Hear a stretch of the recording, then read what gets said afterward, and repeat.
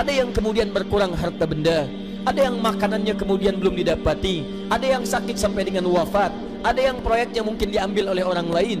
Tapi kata Allah, berbahagialah ketika anda diuji dengan itu semua. Hal yang anda lakukan pertama kali adalah sabar. Manusiawi nggak sih ngeluh? Ya manusiawi. Manusiawi nggak sih marah? Ya manusiawi. Kalau cuma pakai modal manusia, kita lebih sering sengsaranya daripada bahagia. Kasih ujian, dia ngeluh. Dikasih nikmat juga, dia ngerasa kurang. Tidak ada yang mendatangkan ketenangan ini selain balik ke agama.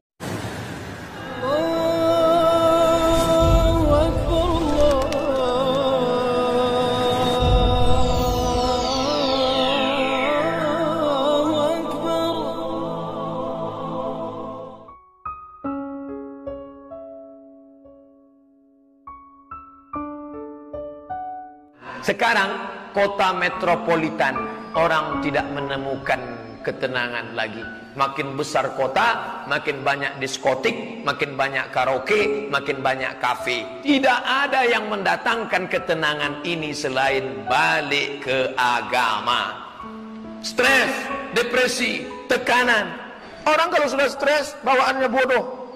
Datang jin masuk, kata jin, bunuh dirimu, bunuh dirimu, bunuh dirimu. Itu kalau sudah bisik jin menengok baygon macam Coca-Cola. Jadi kalau hati kami gundah gulana gimana Pak Ustadz? Buka Yasin, baca Yasin wal Qur'anil Hakim. Nih, tidak ada jalan lain.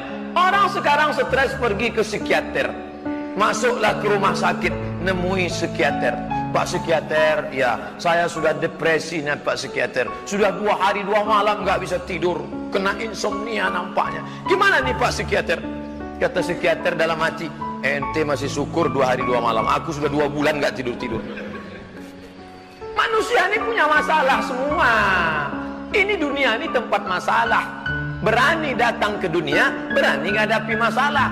Jadi hidup ini harus dihadapi. Menghadapinya dengan apa? Allahu Akbar. Masalah ini besar, tapi ada yang maha besar. Siapa dia? Allahu Akbar. Artinya apa?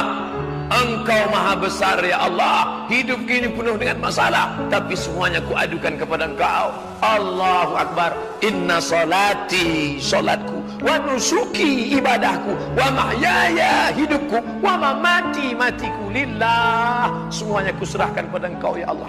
Pak Ustadz, saya sudah bolak-balik sholat, kenapa nggak mendatangkan ketenangan? Tidak merenungkan bacaan sholat, tak merenungkan bacaan ayat. Tanyakan pada diri kita, berapa ribu kali kita sudah ruku dan sujud sampai dengan detik ini? Pertanyaannya, dari sekian ribu sholat yang pernah kita tunaikan, berapa persen bacaan sholat yang kita paham?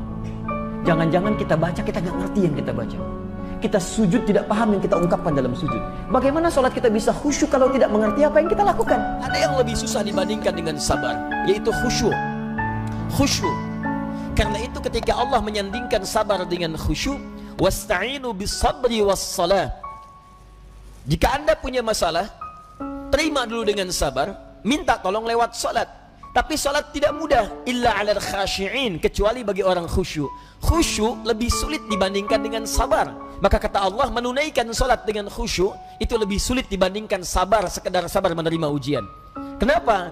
Dalam sabar kita masih bisa mengingat sesuatu yang ingin kita ingat.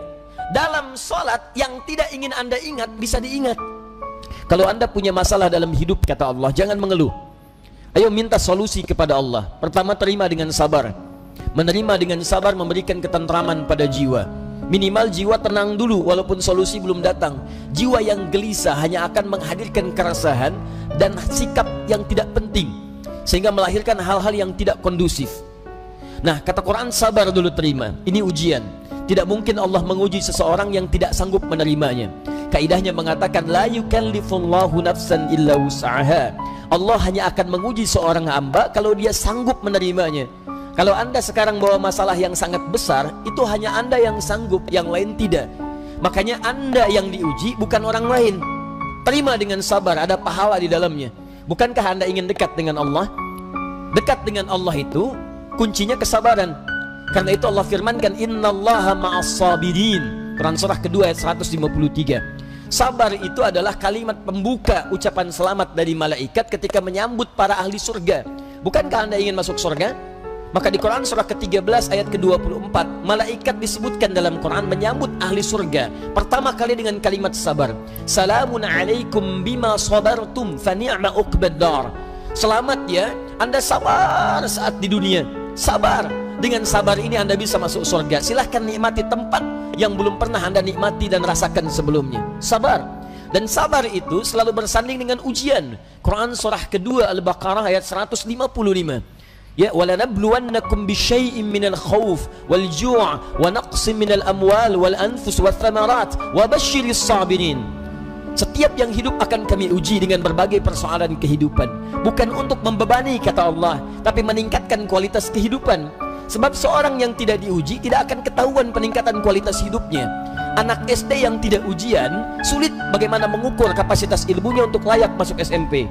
Demikian dalam hidup, ketika kita diuji, hakikatnya Allah ingin meningkatkan kualitas kehidupan, bukan ingin membebani hidup kita menjadi banyak dengan persoalan.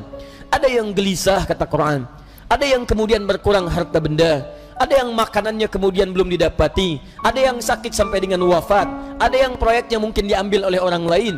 Tapi kata Allah, berbahagialah ketika Anda diuji dengan itu semua. Hal yang Anda lakukan pertama kali adalah sabar. Wa basyiris sabirin, sabar. Orang mukmin kalau ada sedih, kalau ada galau, kalau ada khawatir, obatnya itu adalah mengingat Allah. Ala bidzikrillah, ala bidzikrillah tatma'innul qulub. Mungkin dia juga galau, mungkin dia juga lelah, mungkin dia juga sedih, mungkin dia juga khawatir. Tapi begitu diingatkan dengan nama Allah, tenang, ada Allah, tenang, Allah membantu. Bukankah semua itu di tangan Allah? Langsung dia menjadi tenang. Itulah mukmin. Sedangkan orang yang tidak beriman, walaupun dia mengaku mukmin, walaupun KTP-nya Islam, tidak berhasil menjadi tenang dengan disebutkan nama Allah. Itu nggak ngaruh buat dia. Dia tenang, ketenangan dia cari jauh-jauh dengan jalan-jalan. Dia mencari ketenangan itu dengan belanja. Dia mencari ketenangan itu dengan menonton. Dia mencari ketenangan itu dengan mendapatkan uang yang banyak. Dia mencari ketenangan itu dengan ketemu teman. Dan dia tidak akan mendapatkan ketenangan yang sejati. Pada akhirnya dia tetap akan mengeluh. Tapi bagi orang mukmin, Allah di hatinya.